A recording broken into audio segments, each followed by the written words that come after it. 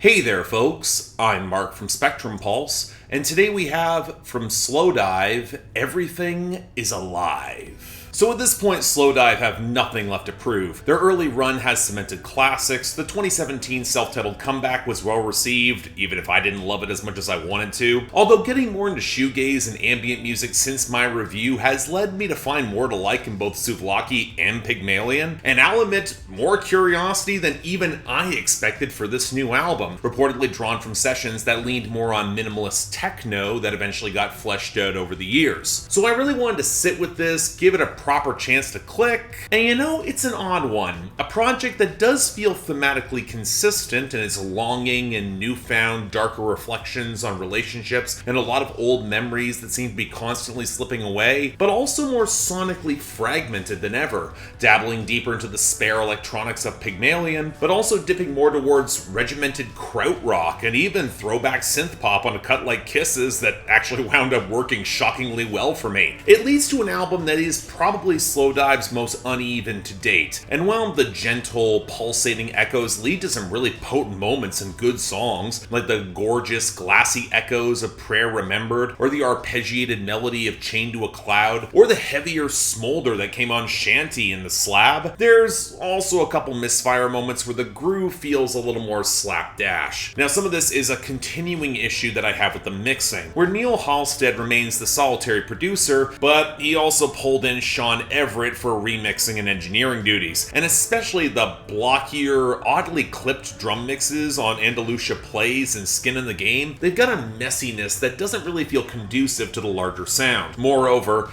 especially in comparison to other Slowdive albums, this absolutely feels like the most composed over fractured ideas over years at a time. And that can work for the unsettled melancholia, but the flow is a little haphazard, and you can't quite escape the feeling that while there is experimentation for Slowdive, it's not really pushing forward beyond flitting across the shadows of their other influences. And hey, you know what? For moody and rainy days and dreary drives, I won't deny this Slowdive album worked for me better than I personally expected. I do think it's quite good, but I'm not sure how strongly it's gonna stick for me outside of a couple of moments. Probably best for the open-minded fans rather than a lot of new listeners. Even then, just no guarantees here. All I'm saying. So yeah, thanks a lot for watching. If you want to see more reviews, please be sure to like, share, drop some comments, and subscribe, especially if you're Slowdive fans. I'm curious where you ultimately fell out on this. Beyond that, if you guys want to get albums on my very overloaded schedule, link to my Patreon is right over there.